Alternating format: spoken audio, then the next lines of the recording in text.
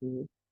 Yeah, so setting up our meditation space, our space that is conducive to our mind. As I said, you know, we may not be able to have that permanently as our meditation space. If we can, that's even better.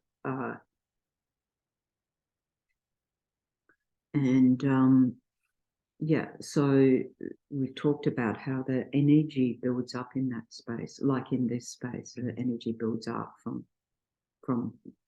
all the practices done here, to teachings or meditation, everything.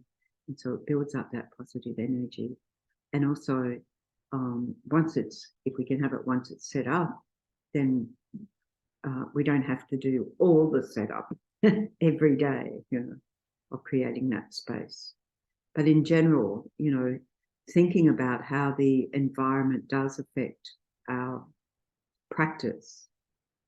So, of course, I immediately go to having my practice interrupted by the guy next door. He was not quite squatting. The owners had sort of gutted the inside of the building and they were renovating. And just to have protection, this was in Sydney, so they had somebody stay there, and this guy was that somebody. And he wasn't noisy at all. It was just when the builders were coming and he'd be out there with the vacuum cleaner, it felt like it was right in my room. You know how it is when, I mean, it was, and the reason, it wasn't just vacuuming a carpet, it was vacuuming, well, it must have made it industrial strength. It was like concrete, and, you know, it was like, so, you know, anyway, it was the place where I meditated every day. So you just have to put yourself in the zone. These things happen. People renovate their houses. Oh, that was better, isn't it? Okay. So, I mean, looking at our own environment and see, is there any way I can change this to make it feel better, look better, be more conducive, lure me in, and all of that sort of thing, to make it better. Okay, so of course it's advised that we meditate in a clean environment. So the first step is cleaning the room. And so in a clean environment in front of the image of the Buddha. So that's the most sort of basic. So here, I'm going to refer to Liberation in the Palm of Your Hand quite a bit, because Pabonka Rinpoche has there's a really wonderful chapter on cleaning the room and setting up the altar, which is the number one of these preparatory practices, and then preparing for meditation, which is the rest of them, numbers 2 to 6. Okay.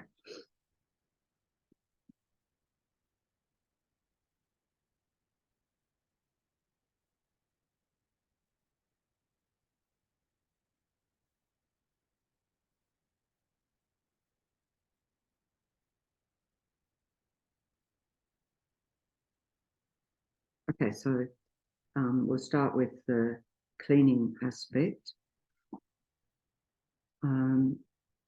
So here, there's a whole section, elaborate section on cleaning. And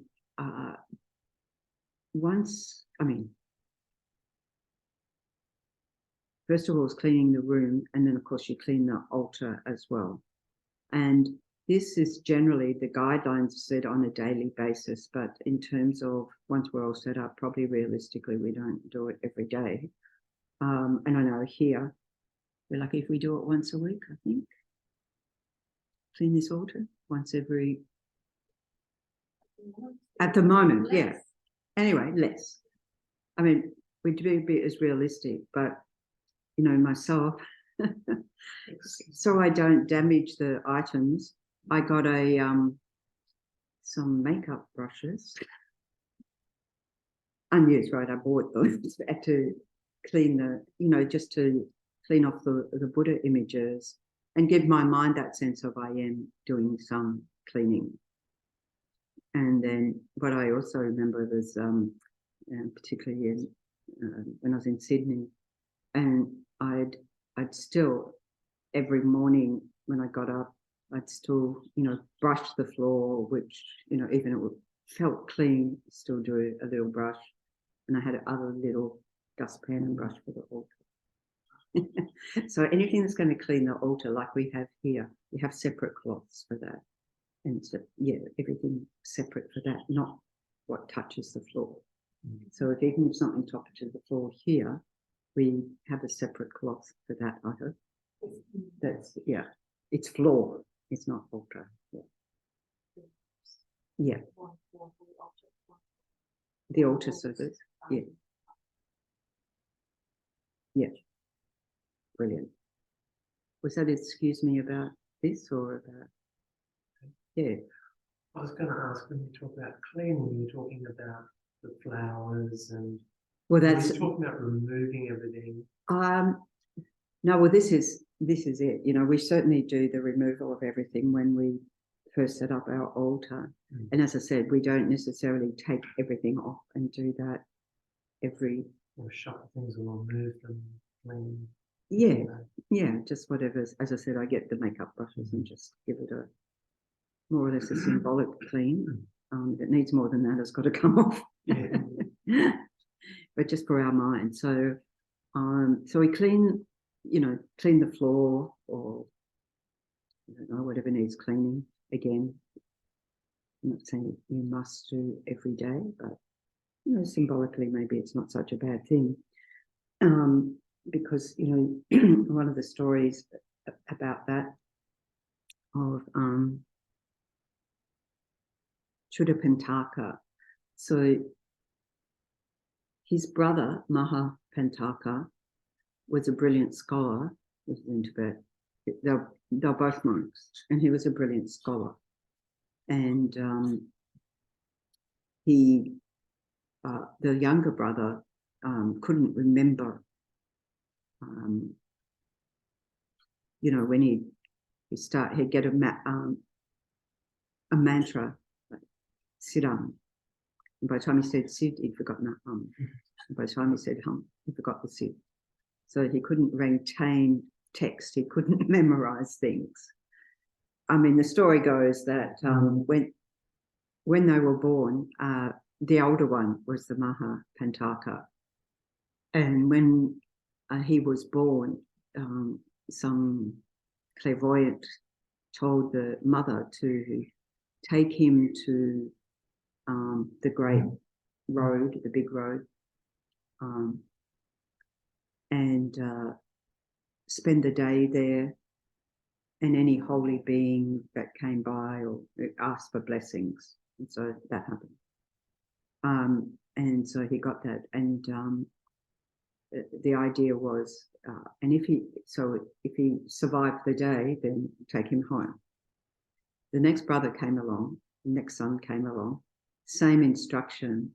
And it said what do we call it, housemaid or whatever, was sent out with him, and she was a bit more lazy, so she didn't go as far. She went to the small lane, and nobody came by.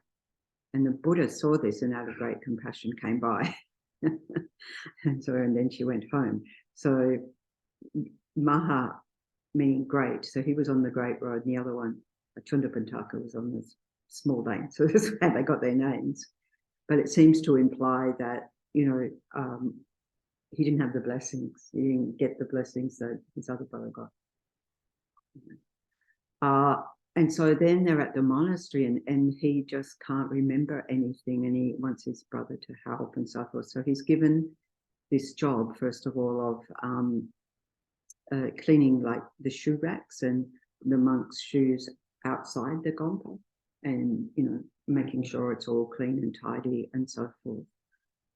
Which, if you've seen how in Nepal, in India, even in Australia, it seems to be Tibetans in particular, like we have neat places out there, and even they come into the neat place, all the shoes seem to end up in the doorway. It's like they keep walking and the shoes stay behind. So anyway, I guess he had a good job. And so then he progressed to this job being to clean the gompa, right? And so he would start on, he'd one side, and by the time he got to the other side, the dirt would have come back, and so anyway, in other words, he was constantly cleaning. Also, the Buddha gave him this mantra, abandon dirt, abandon stains.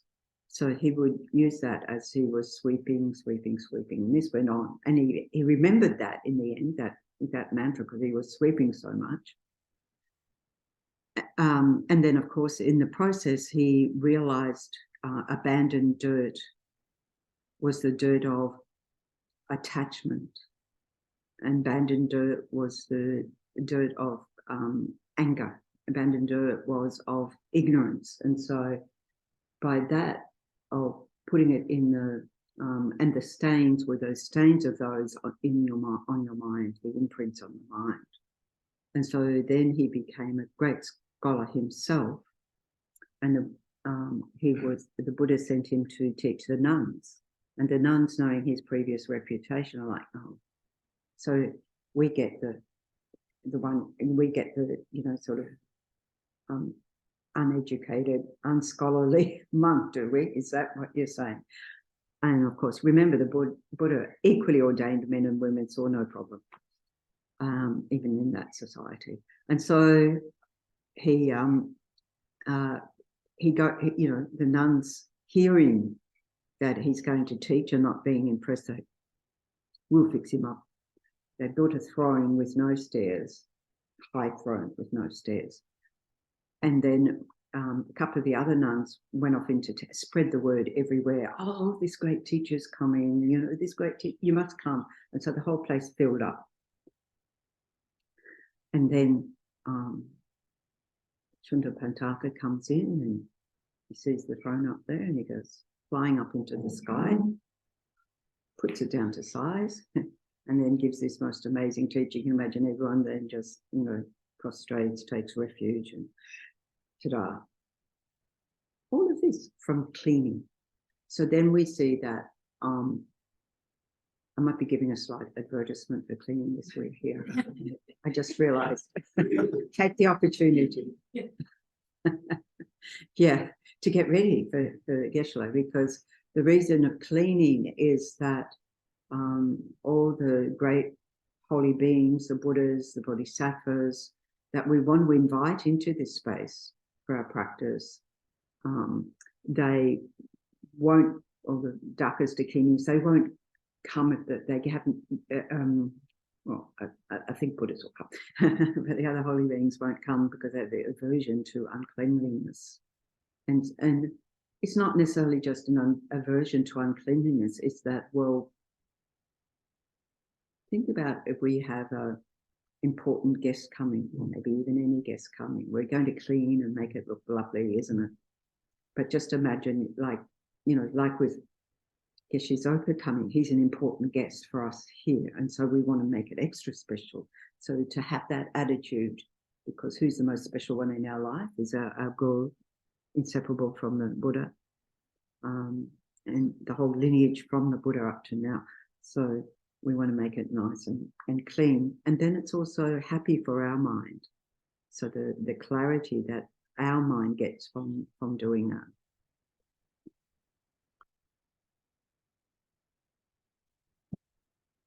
I think there's a nice quote in here.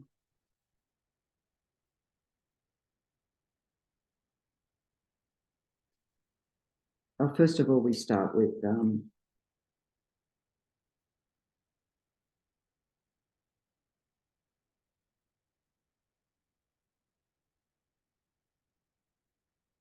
benefits.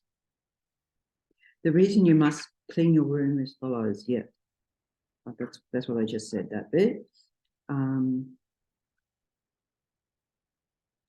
And you should feel that you're doing the cleaning out of respect for the merit field who you're inviting into your room,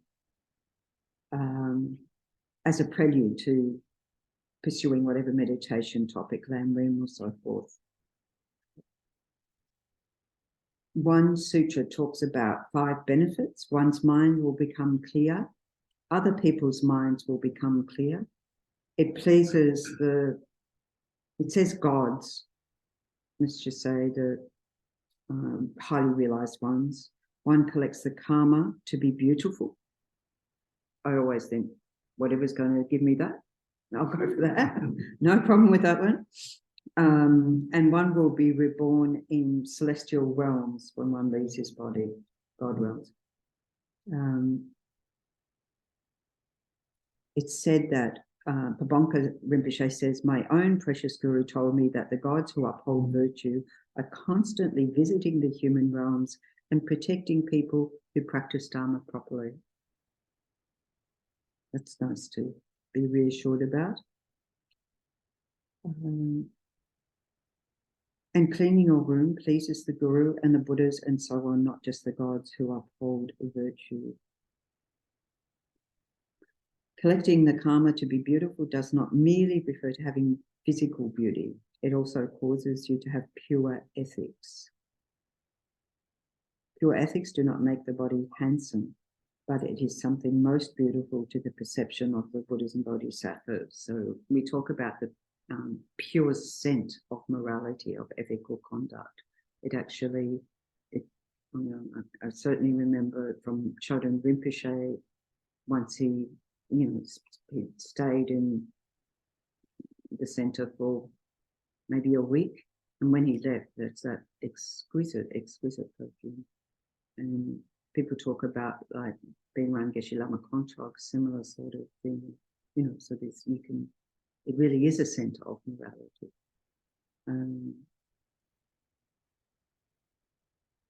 Yeah. Okay, clean the place. And then we set up the items for the altar. So, so generally, as it says, in a clean environment now, in front of an altar bearing the image of a Buddha. Or before I say that, there's also I haven't got that here. There's also a practice of invoking the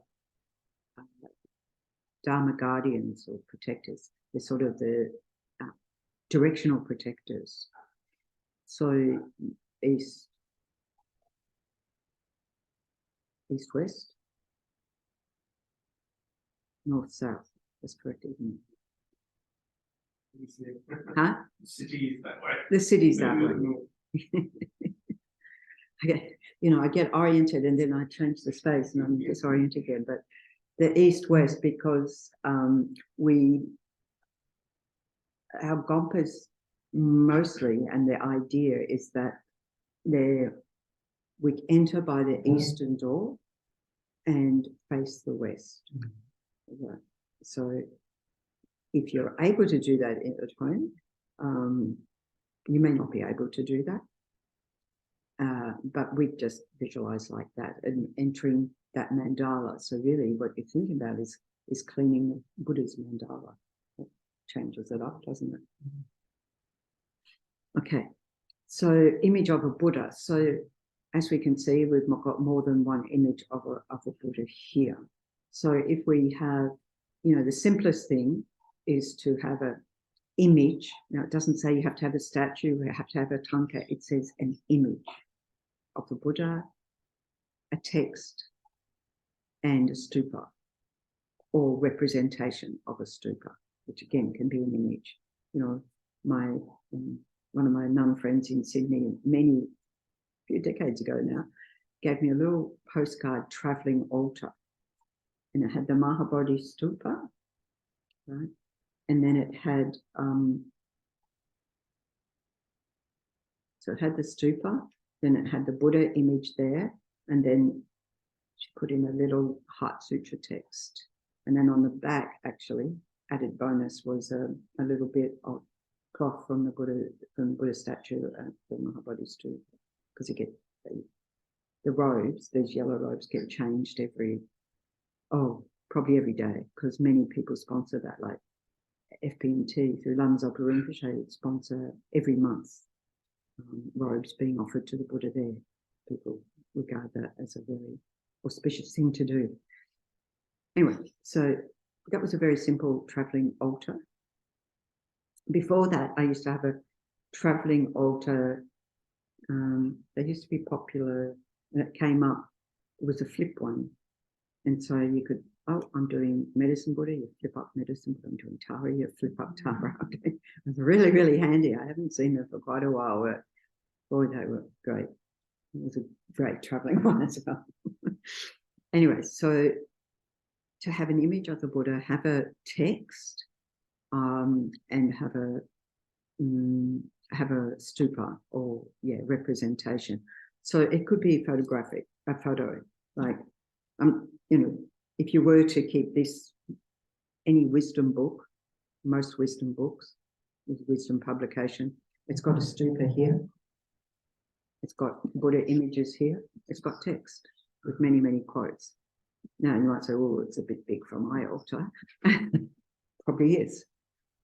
Like something like the Heart Sutra, which is very comprehensive, as we know, is sort of all the perfection of wisdom sutras down into just 24 verses, 21 verses. And I've seen little ones, Chinese ones, which are tiny like this, and they're in a sort of got a plastic cover on them, so they're protected. And depending on the size you have available to you, they'll be absolutely fine. We also have little gold ones. I don't know if we've got some here. I didn't check, which are like A5, not even A5, smaller than that. I don't know, about this big. And so if we have a text, like these texts here, we wrap them in a cloth so that for protection. And so where we have a couple of layers of altar, like we have here, the texts go above. Otherwise, they go on the same level, like statue, text, and stupa on this side, as we've got here. Now, as we're going to be having Guru Rinpoche abide here pretty soon in the next week. I'm looking at anybody who might be fit and able to help with placing it here. So then these ones, the Lama Zopa and two sons, have to be elevated to that level. And I think he won't be any taller than Shakyamuni Buddha. But he is, we have to elevate Shakyamuni Buddha as well. Oh, so all the head heights are the same? All the head heights are the same, yeah. I know you've got to look at that and what you're capable of in your space, because, I mean, we often use, I always like to keep little boxes. Oh, that'd be nice, elevate the Buddha. That'd be nice, elevate this one, that one. I mean, it's really good not to have it too cluttered that you get distracted. So would be the minimum to have. And then if you want to have a picture of the Dalai Lama or Lama Zopa Rinpoche or other teachers that you feel a special connection with, then you can place those there. Tell them they can come in and have a look around or what they need. Invite them in. Yes. How do you choose a statue? I have a head of what I get before. Yes. That's not suitable. No, Geshe Dawa said, poor Buddha, no body. Yeah. Oh, it's a chado. Okay. Well, he might be wanting to, I don't know, he might be wanting, anyway, it's all right. He was just here yesterday with some of our Bhutanese friends. He was the one who actually set up his altar at home. Yeah, the one that was here. Yeah, that was that one. So that was his personal home one. And it has a couple of different verses. Yeah, and very beautiful transformation. Yeah. And so that's very much the Tibetan style of having those, I like that, sometimes with closed doors, sometimes not. but having a few different levels on it. That, yeah. So anyway, getting a Buddha statue. Well, there's a couple of things here. So yes, a whole Buddha. And when we place it on the altar, like here we have a, as you can see, we're in the, this has taken a week now, the process of preparing the statue for filling. So we've consecrated all the fillings, everything that goes into the statue. And then the next step we'll be doing tomorrow, we hope to finish it tomorrow, but it might not be tomorrow, placing all the mantras, all the items that people brought in to go into the statue, and then all the incense, so it's all tightly packed, which means it's going to weigh quite a considerably lot more. And so I'm mentioning that because when you get a statue, like if you were to get one, Nepal, India, or at our centres, there's two things. If it's not filled before it goes on your altar, at least place a mantra in there, or a text, some text thing. But then subsequently it needs to be consecrated, filled and consecrated. We are fortunate that our wonderful shop manager has the ones that are here arrived already consecrated. So she checks that they've been properly filled, that come through Kopan, and so we know that. So you can order that through here. But if you buy one separately, if you ever buy one in India or Nepal, don't ask this in Australia, they'll look at you blankly, and it's empty, ask for the mantras that go with it. Having said that, she keeps aside some packs of the mantras to go in a statue when the time comes. So if you've got one at home that isn't filled, we can have a separate filling of statues in consecration. Yes. I'm happy to do that. Does it get wrapped in any particular way? Have we got some cotton wool there? The face should have soft cotton wool or something. To wrap around for the travel.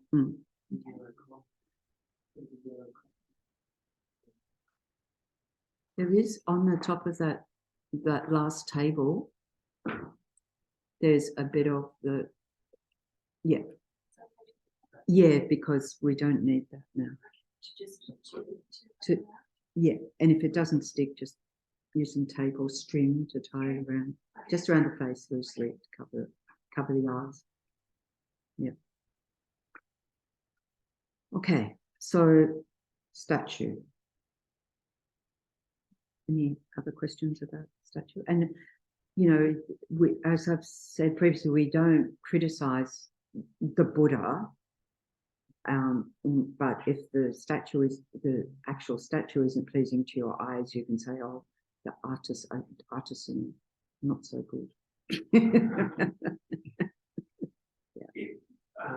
Although we had one of the statues we purchased from the Chokyi, yeah, I had images of the heads in other places of the house. In the house, that's okay. Yeah. I was given a Buddha head once, and of course, what do? I've been given a Buddha head. I'm not going to. So I just had it on a separate ledge. Yeah. So that made my mind better.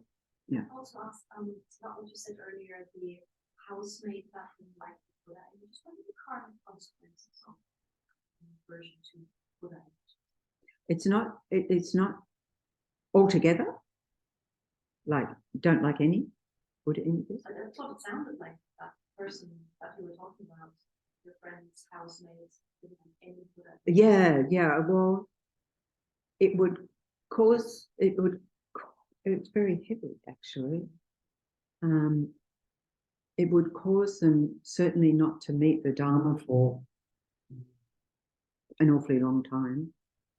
And that may even, so they didn't want Buddha images. It would be the strength of the aversion in their mind Like it could have just been discomfort.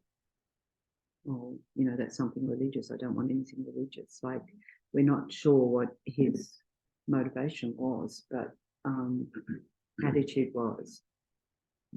But, you know, if I think about on the other extreme in, you know, Afghanistan, when the Buddha images were blasted off the mountains, and that's destroying a whole holy object.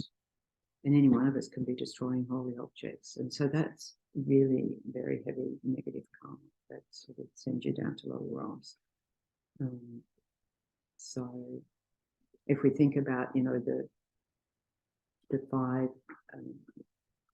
karmas of immediate retribution, it said, so without intervention in another life, you will experience the immediate suffering results in the next life. Will be, you know, it says drawing blood from a Buddha because you can't kill a Buddha, but the consequences of blasting those images. And then you think how many people, even hearing about that, even now, are distressed by that. So how many people are impacted by that? So it magnifies greater and greater. So this one person in the privacy of his own home, maybe, you know, who knows, it certainly would prevent him connecting with the Dharma in future lives. And maybe you say, that's fine, I'm not interested, you know, in this life. But, you know, if a crisis comes or if death comes, you know, he'll be wanting something. Everybody does. Everybody does. Yeah. Yeah. So, and of course, for us, because we could say, argue that because we have some working knowledge of karma and so forth, and the Buddha doesn't say it's any heavier, but having vows makes it heavier. So, yeah, it just depends who they are, the heaviness of the object. In other words, the Buddha's, in terms of weightiness, is a very powerful object. When we talk about the power of the object from its own side. So usually we say everything's a dependent arising, but with something like a Buddha, we say from the own side of the Buddha. This is beyond ordinary realms of existence. Okay, so Buddha image, a text of whatever size. And if it's, say, you're studying a particular Lamrim topic or Lamrim itself, you could pop that there. As I said, any of the Perfection of Wisdom sutras, but the Heart Sutras, manageable on an altar. Yeah. And a stupa, again, could be, you might think, oh, I can't fit one of those on. That's a big one. But you can also have an image of a stupa as well. So you could have an image of all 3, actually. And that would cover it, so to speak. Yeah. And then we'll see if there's something else to be said.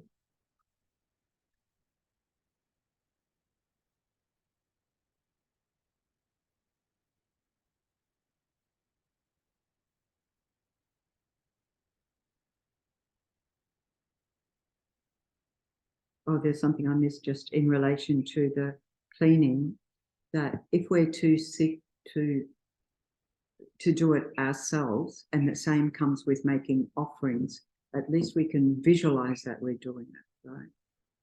Even say we get somebody else to do it, if we've got someone else to do it, we may not.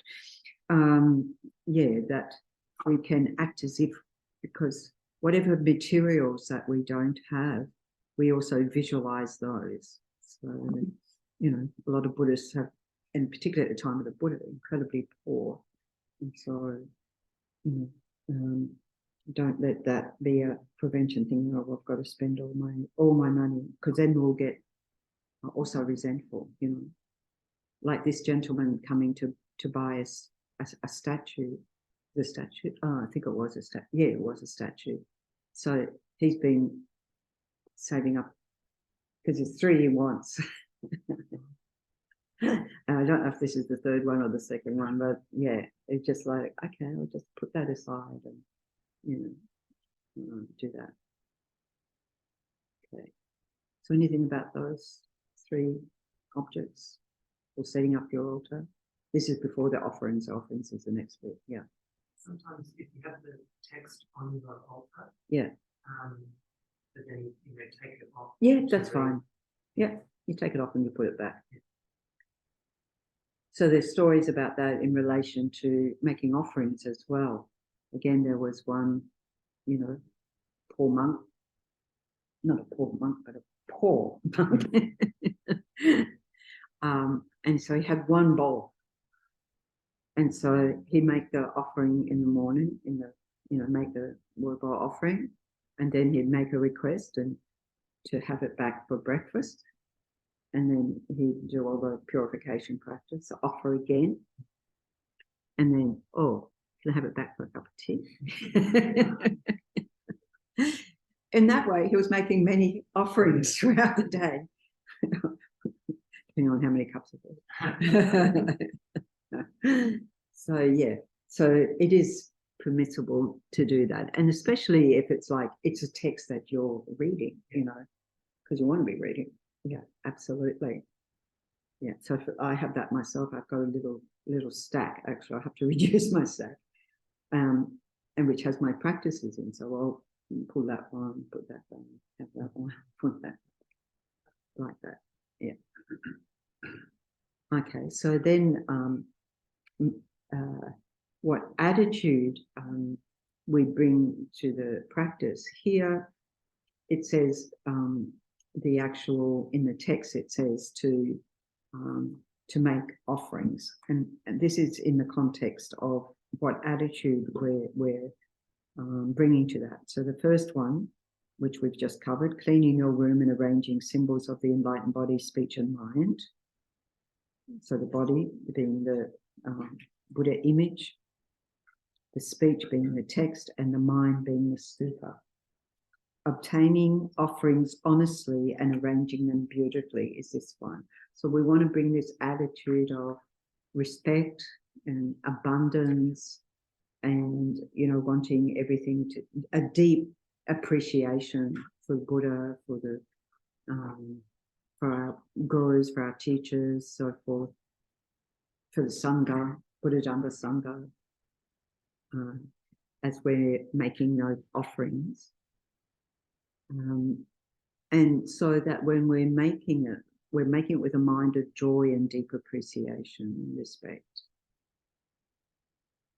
So here, Geshe Zopa very skillfully gave us advice to offer the on the Tara altar offerings that could stay there for the year and be refreshed each year, which we thought, okay, following that instruction, good to do for the new year. So they won't have been enough a year, and especially Venerable Peiko's got, Geshe also talked about the coloured stones or the colour of the stones to put in. So she's now acquired those. And so that'll be the next little addition. And then we'll have the auras for the taras and little labels. So there'll be transformation happening. And Geshe mentioned that so that, because he had heard from me that people, volunteers, are, that's too many offerings to make. And this is because we don't have an appreciation for the benefits actually to us of making those offerings, but also the benefit for the center in making those offerings. So sometimes I come in here and there's one set of water bowls. Hey, better than none. But I've got to think, if someone's doing one set, is that a joyous mind, or if that's mind saying, oh, well, I'll just do one? You can see the difference of the attitude, can't you? So, and if we think about that's affecting not only ourselves, it is affecting ourselves, but it's also affecting the center, because it's on behalf of the center.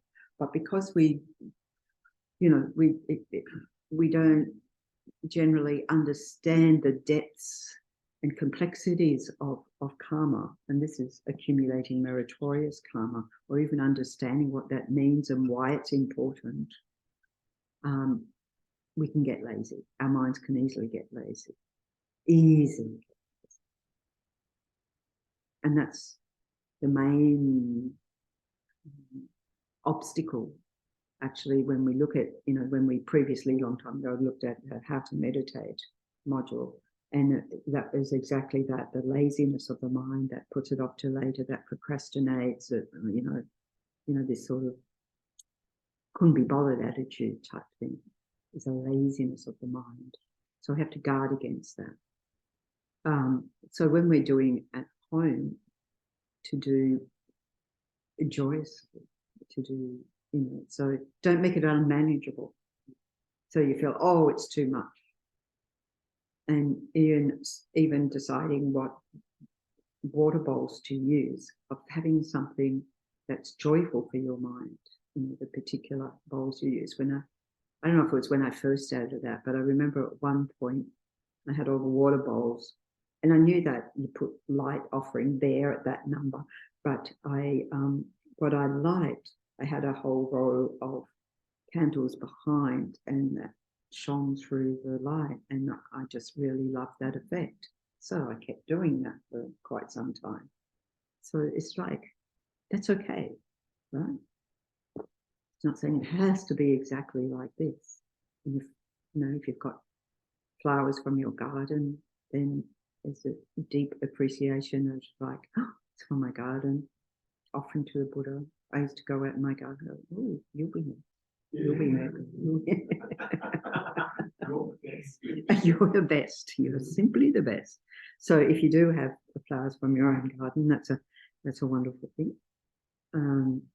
Obviously not from someone else's garden unless they've given you permission to take from their garden. I'm just saying that because the offerings all have to be sourced honestly, for one thing, and not by, it says in the text, it says not by deceit, not by, oh, hint, hint, Colin, I've seen your flowers at your place, and gee, they would look good on my altar. Now that's pretty blatant, isn't it?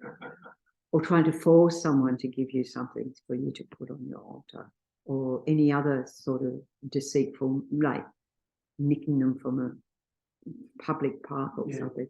Taking a bit of geranium or something, saying on propagation, you haven't asked, it's not received. You haven't asked. It hasn't yet. Yeah. Taking what's not given. Taking what's not given. And like if I go to King's Park and I see the gardeners and the amount of time they spend there, not just for the gardener's sake, but you wouldn't take, because then that's the beauty shared by everybody that you go there. So like that. So then we have this set, minimum, they say set of 7, but I gave you the example of the one who offered 1 bowl and borrowed it back during the day. But if you can fit a set of 7, I remember going to Kopan and buying a set locally there for the altar that I had, the space that I had for an altar at Kopan. So I sort of measured the space. It wasn't big. So to this day, I've got these lovely little ceramic ones that fitted on that little space.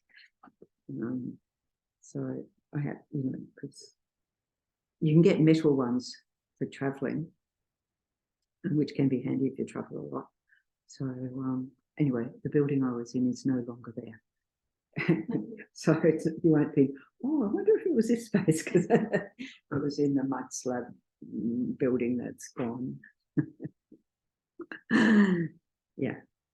So so I was just suggesting something that's beautiful for you to look at.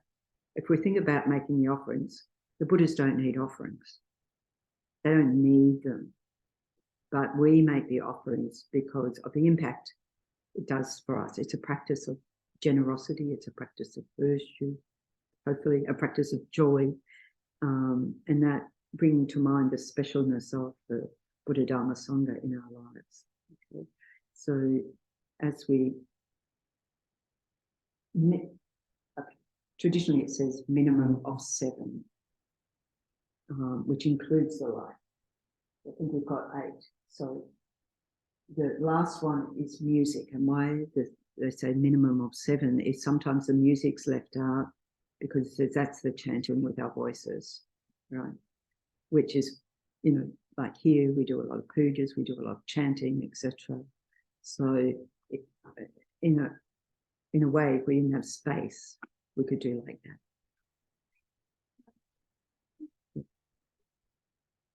We have some food, Yeah. so they can wash it. They can do that in the Just kitchen. in the kitchen. Show them where the bowls are. And They can bring them here. and put them on the And then there's some offering of some lamps, butter lamps, but of course, to light. I can light them. It's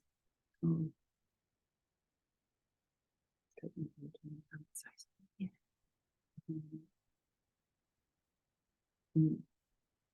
Maybe people ask me if it was for a special occasion.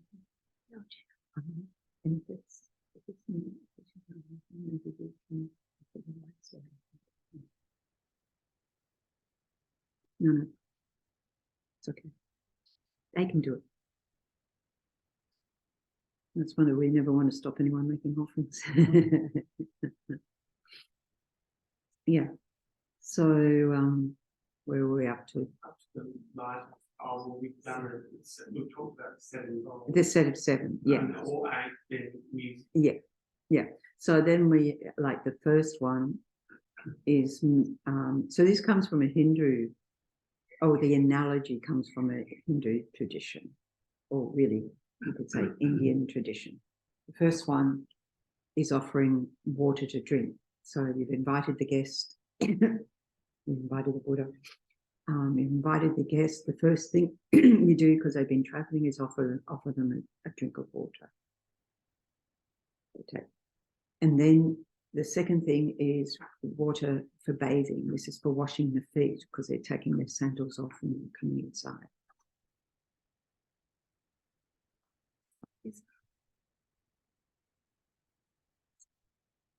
Is it?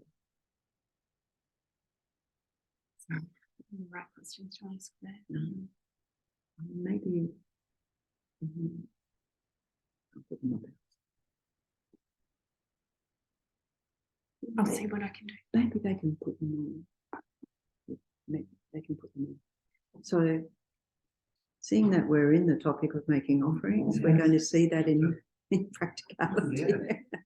This is very much a tradition, very much like someone who's passed away, that we'll see the Nepalis, the Bhutanese, the Tibetans come and want to make offerings at a gompa on behalf of, maybe an anniversary of someone passing, or someone passing, or might be, sometimes it's someone's birthday, particularly when little kids, because what happens as we get older, we don't really celebrate their birthdays so much. Yeah, so it's a wonderful thing to see in action, dressed up in traditional clothing for it. Yeah. And then maybe have a chance to then offer the offering verses, seeing how we go, which they'll be happy about.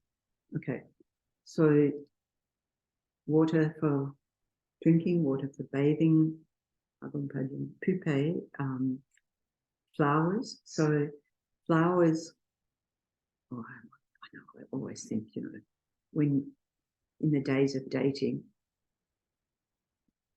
I would give flowers or receive flowers. Flowers are for the eyes, they're for beauty.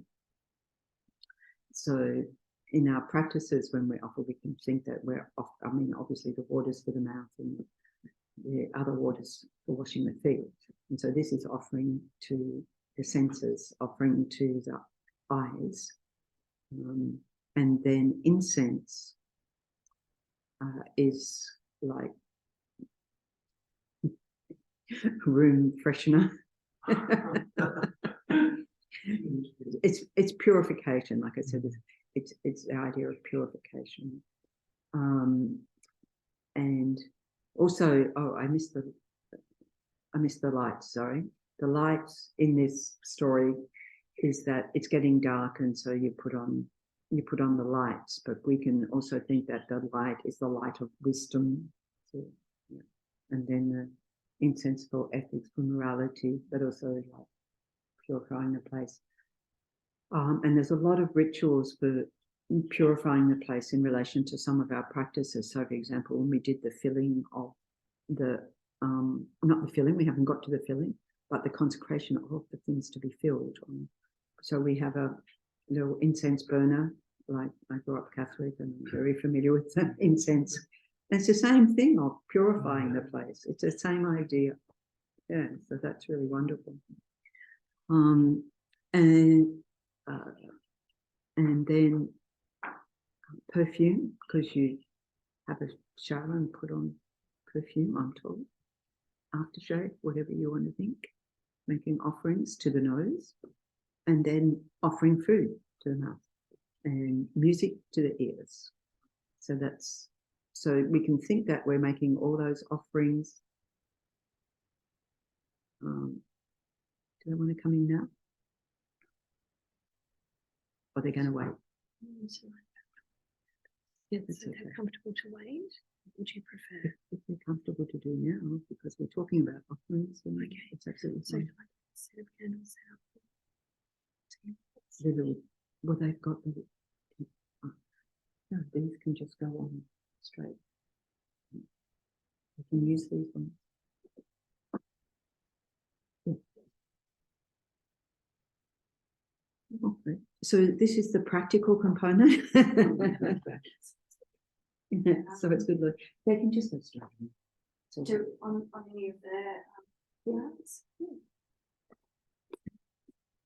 probably only need one. Yeah.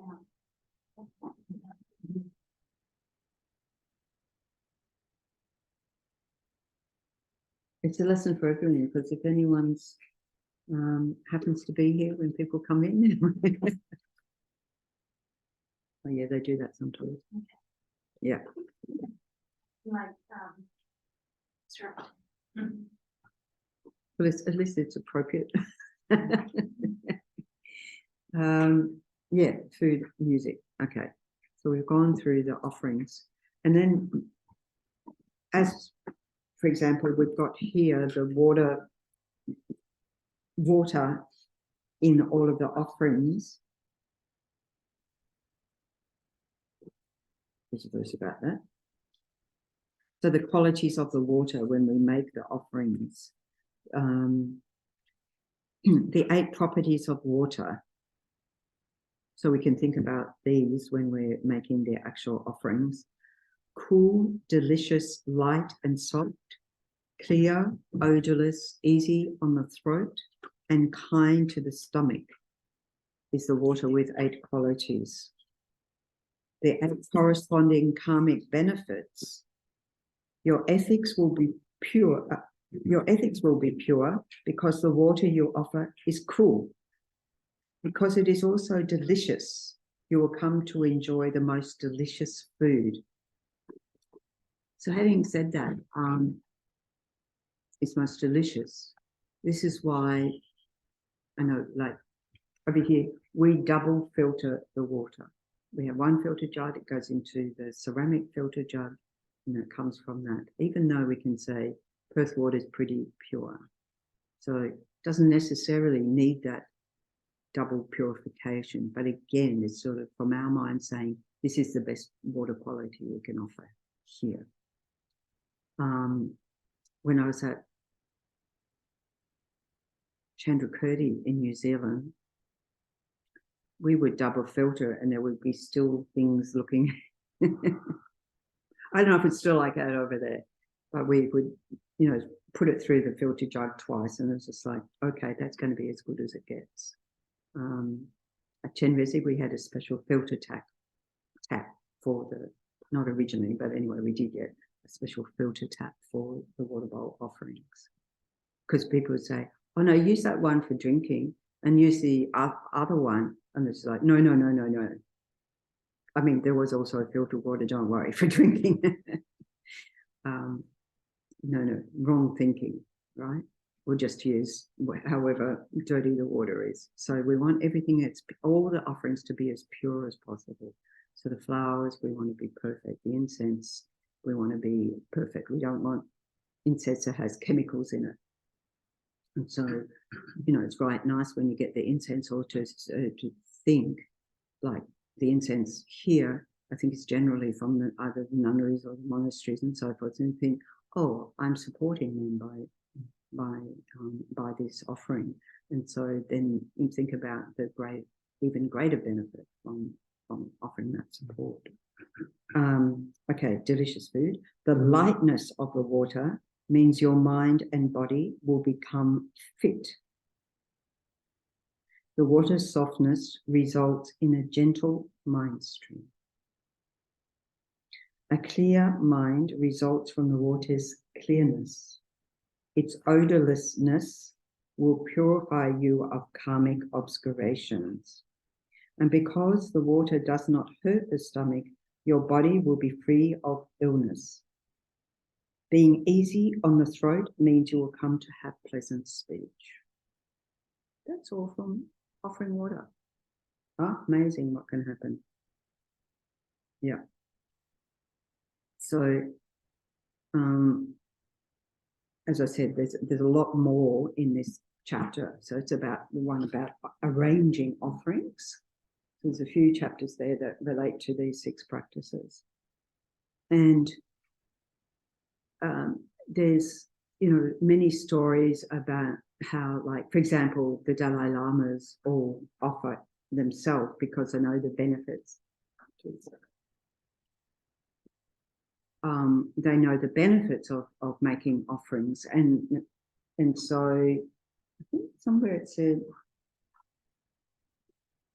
something in relation to making the offerings, and like everything that the, you know, Dalai Lamas in the past have had is golden. So when you're finished making the offerings, we can do the offering, multiplying clouds of offerings you can do when you don't put up the lights. Is for your brother? Not really. Dad. You just got? Yeah. So today's 14th. Oh, today's 14th. Okay.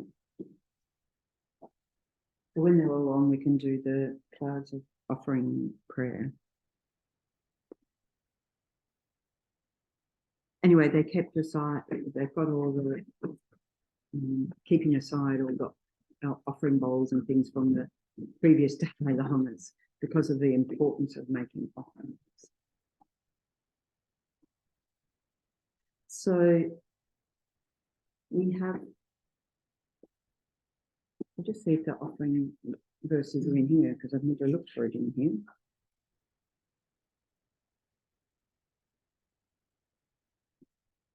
No. So you can get the gold book.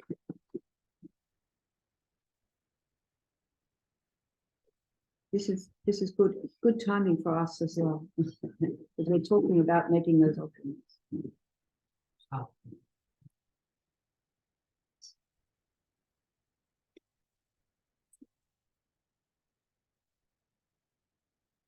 Okay, so we can turn to just a minute, get the page.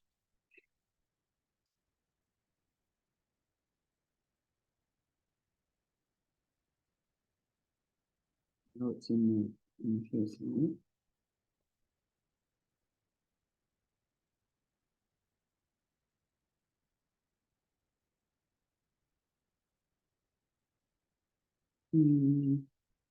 Okay, it's on page 25. So we have these offering prayers, which we will now do. May human and divine, have everyone got it? Page 25. May human and divine offerings actually arranged and mentally created. So that means what actually here, we then multiply on every atom of space, like Samantha Bhadra would, from one offering, 25, 25, 25, 25, around each one. Mm-hmm.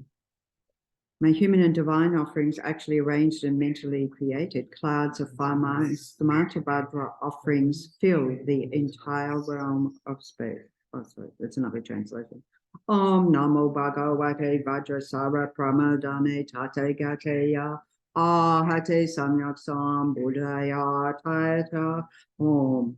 Vajra Vajra Mahavajra Mahatesha Vajra Mahavijra Vajra Mahabodhi Chita Vajra Mahabodhi Mendo Pasam Kramana Vajra Savakama Avarana Vishudana Vajra Soham Om Namo Bhagavate Vajra Sara Pramadane Tatekateya Ahate Samyaksam Buddhaya Tayata Om Vajra Vajra Maha Vajra Mahatesha Vajra Mahavijra Vajra Mahabodhi Chita Vajra Mahabodhi Mendo Pasam Kramana Vajra Savakama Avarana Vishudana Vajra Soham Om Namo Bhagavate Vajrasara Pramadane Tate Gateya Ahate Samyaksam Buddhaya Tayata Om Vajra Vajra Maha Vajra Mahateja Vajra Mahavijra Vajra Mahabodhi Chita Vajra Mahabodhi Mendo Pasam Pramana Vajra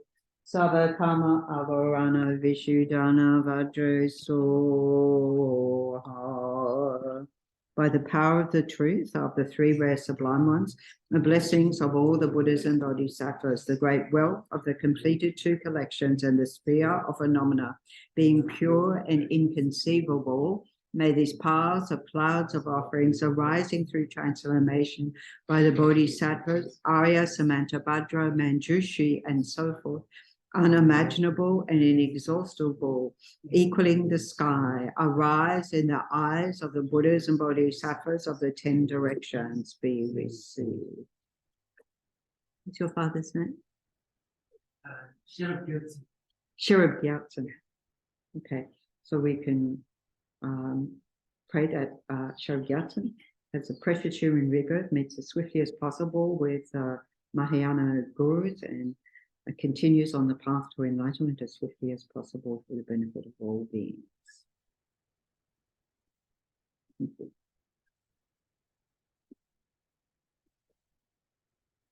You can stay if you want, or thank you.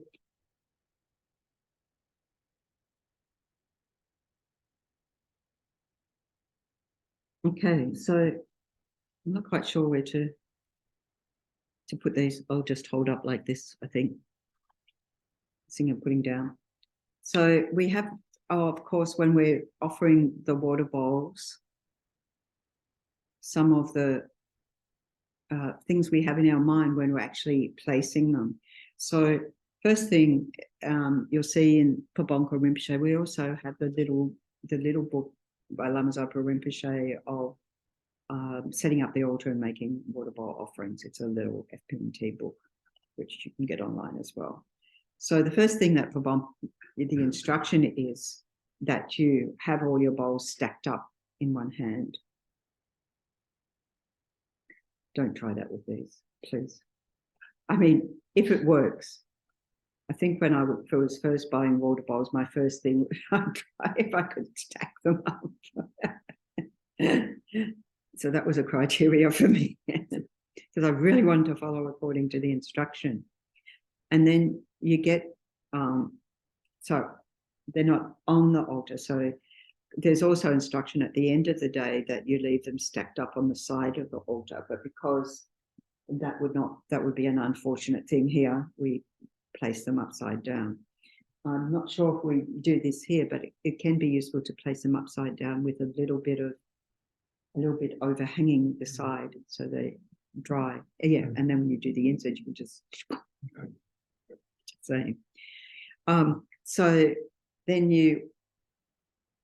So I've got to do my left hand. Maybe I should put in that hand as pretend that's it.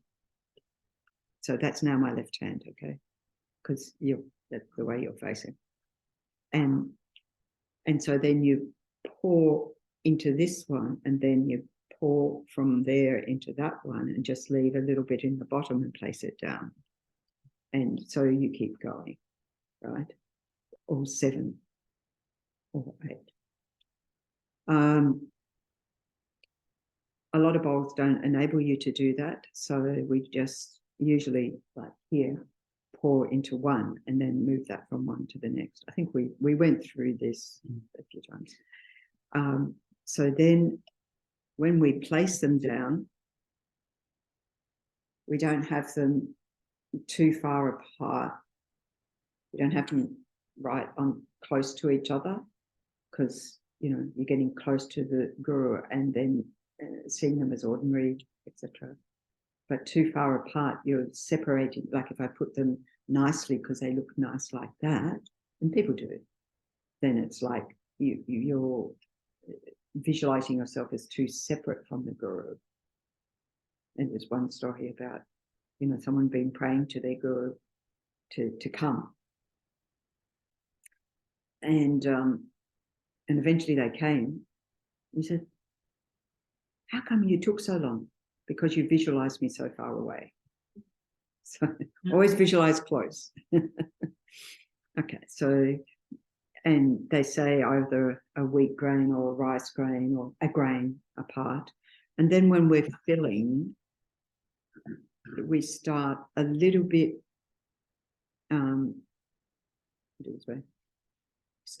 like a barley grain or wheat grain or rice grain, just a little bit, then more, then tapering off. And that actually prevents splashing, but it also, you're not making a lot of noise. Like if we go, you've got more noise. Also, when emptying at the end of the day, if the bucket's down here and that's up there, that makes more noise. So I like to do it, just get one of those tables, and or bring it down to the bucket so it doesn't make a lot of noise. So we have all these rituals which are really discipline for our mind, to keep us mindful while we're doing it. And so then we put them up in the morning. You can take them down many times and put them up many times throughout the day, but then at the end of the day to remove them. So sometimes the end of the day here, like today, will be like 1 p.m. just depending, because nobody else is going to be here, and we don't want to leave them overnight, because you don't want to leave them overnight. So if you're going to be, I don't know, anyway, you got to work with that. I was going to say, if you're going to be back late, it doesn't matter, whatever time you're back, you take them down. And it's good to put them on, here, like they say, it's good to put on plants around the gompa, but it's good to offer to plants, not on the open ground, if we can offer to plants, and then just watch them flourish. We had one particular fruit tree in Sydney, and we'd always like, see, that's because all the water bowl offerings went on that tree. It flourished. And so actually when we moved location, that was the one tree we took with us, because this is the one, this is the one. Anyway, and we impute that on top of it. So yeah, water bowl offerings. Thank you so much, Nat.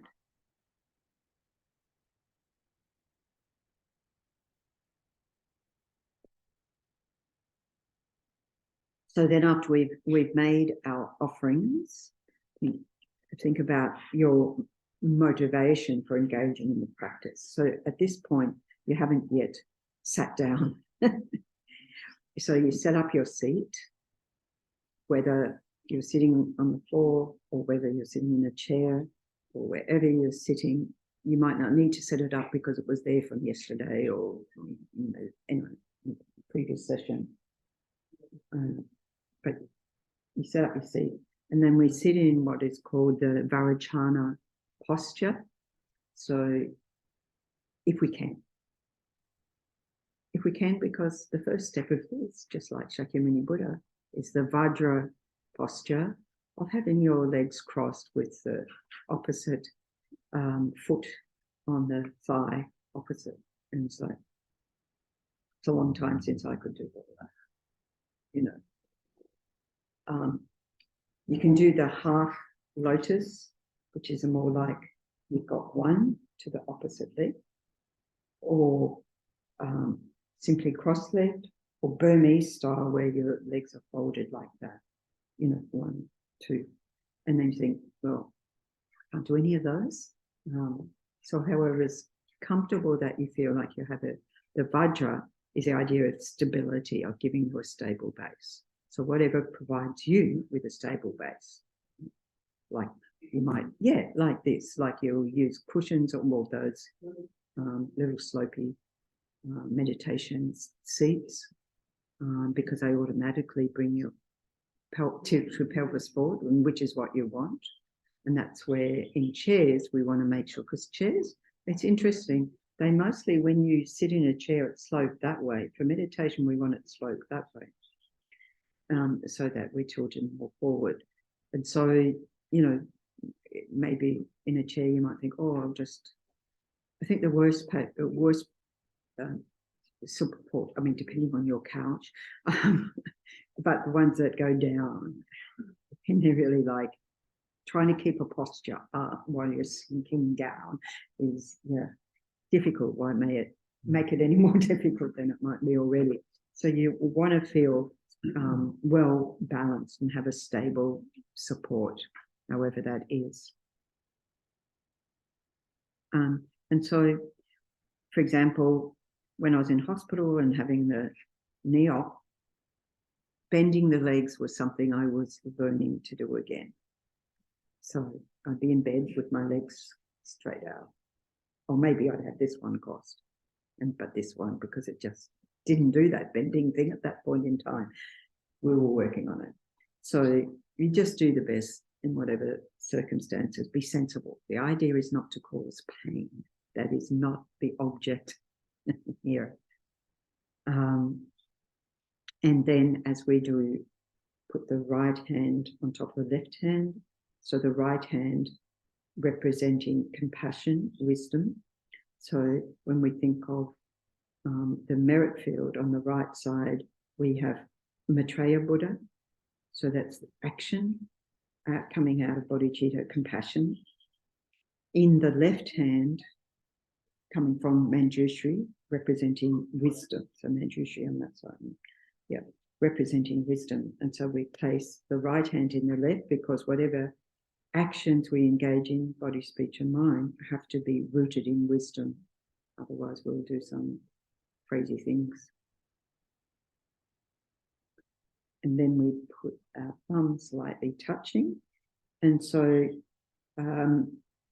you could say that's the unification of method and wisdom, as it said, or the vast and the profound. So the vast is the action, the compassion side, our vast actions, accumulating vast merit through our deeds. And then the wisdom side is the wisdom, is the profound wisdom.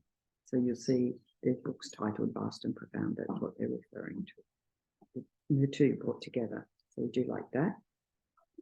Also, for in meditation, it's helpful because in Tibetan medicine also there's a meridian on either side, and then you're bringing together. That helps with concentration. Very helpful. And the back, the spine straight, but not holding our back up, simply by tilting the pelvis. So the back, in whatever condition it's in, will go into the best alignment, the spine. So we visualize like a stack of coins, or there's one visualization in the text which I abandoned using because people in meditation got a bit distressed. And that was, you visualize, it says straight like an arrow.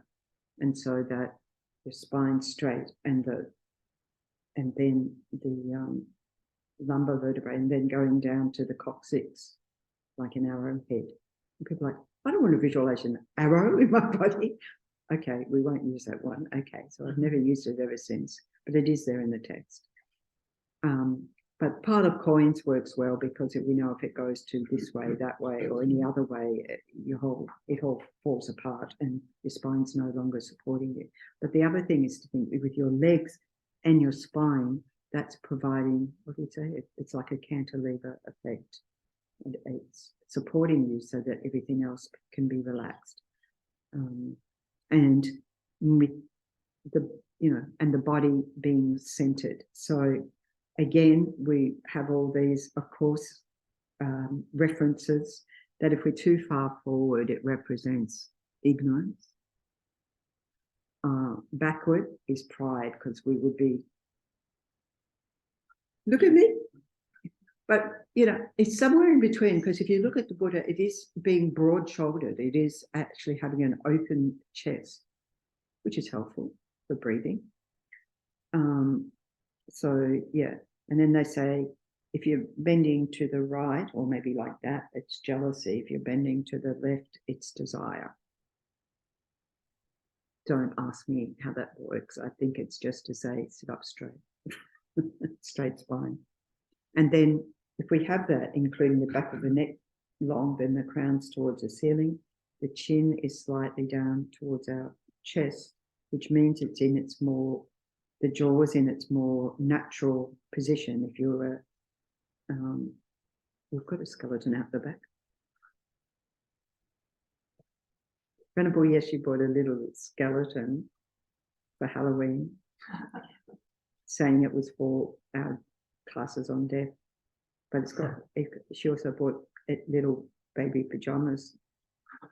So I'm not quite sure about that. I think she just liked it, just saying. But that you'll see the jaw naturally comes down like this when all the muscles aren't there. And of course, because throughout the day, we're needing our eyes to look at the horizon, and wherever else we're looking at, our head is tilted. So the back of the neck is more collapsed. So when you meditate, more like that. And then,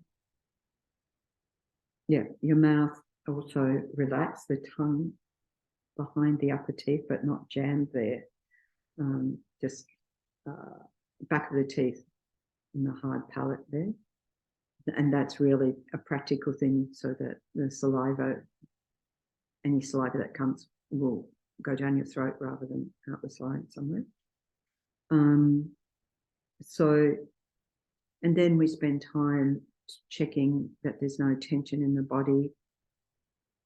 And we might do that. So that's the 7 points. And then on top of that, we say the 8th is the breath. So then we use the breath to help us settle. Traditionally, it might say something like 21 breaths. Now, everybody has a different number of breaths in a minute. And so it could be a minute or it could be 2 minutes, depending on the number of breaths that you have. But it's really to take the time to whatever topic we're meditating on to at first, just particularly with the breath out, being aware of any tension in our body, in our mind, that's causing us, well, any tension. And so with the breath out, of releasing that, letting go. So there are different meditations on the breath to help with that. So then that's the 7 point plus 1 of Varachana posture.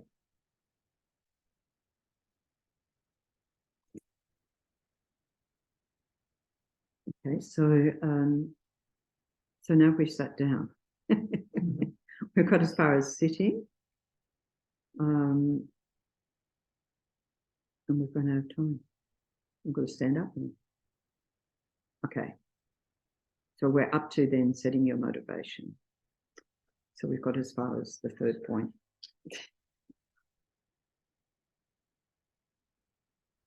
I was going to ask about when you do prostration.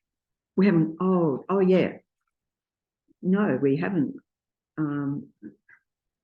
We haven't prostrated yet. So generally you would, and we'll come to prostrations next time when we look at the 7 limb practice. But thank you for saying that, because you do prostrations before you even do the offerings. So when you first say, if it's in the morning when you first get up and you offer your 3 prostrations, or as many as you like if you're doing the 35 Buddhas, then you might wait. I think you'd wait then. If you were doing the, sort of confessions of 35 Buddhas, you'd wait to after all these preparatory practices. But your very first thing is to offer the prostrations. Yeah. Very first thing in the day. In between. Yeah, then doing all of that. and then as part of these 6 points, you offer refuge, bodhicitta as well. So we haven't even got to that part yet. But yes, you can offer the initial prostrations already when you get up. Yeah. Okay, so we'll leave it there for today. That was quite what do you call it? Synchronicity. Synchronicity.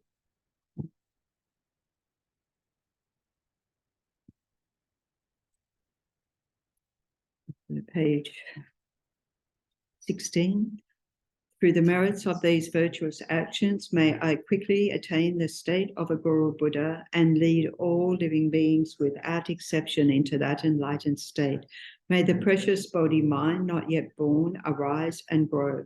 May that born have no decline, but increase forevermore. And then page 19, the prayer for the long life of His Holiness the Dalai Lama.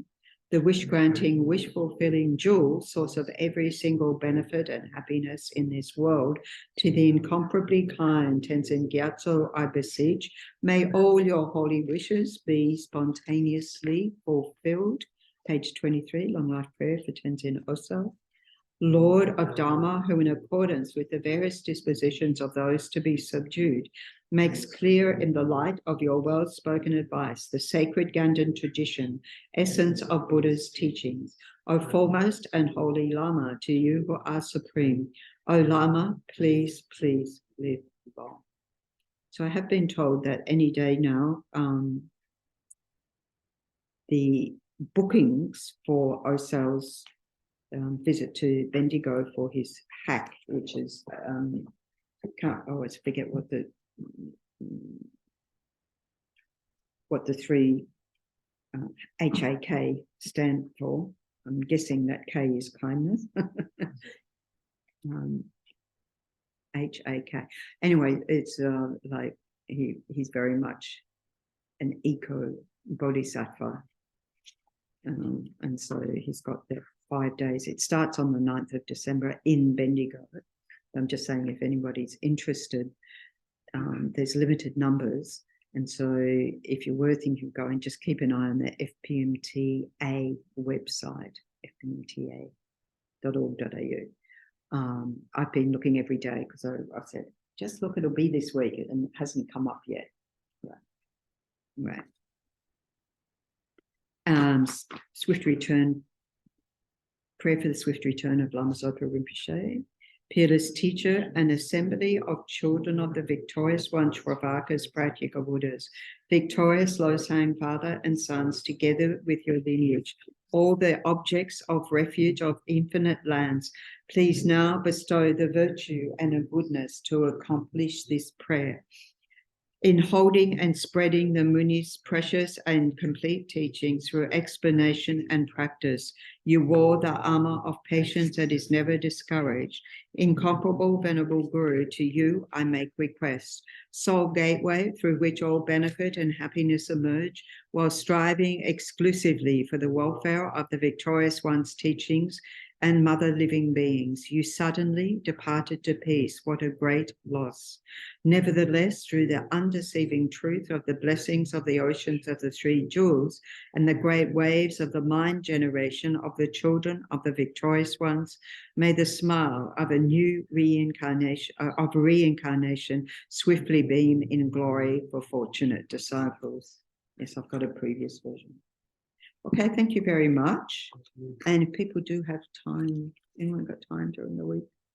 I think Wednesday we're thinking of moving the Wednesday afternoon, the statue, but yeah.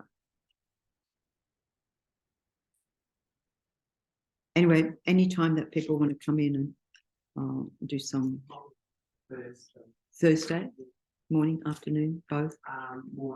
Morning, okay. Yes, yeah, maybe the outdoors cleaning.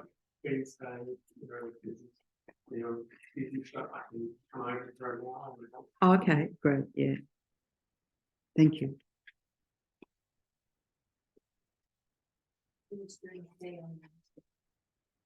That'll be, yeah. Well, yes, because there's yoga in the evening. I'll just turn this on.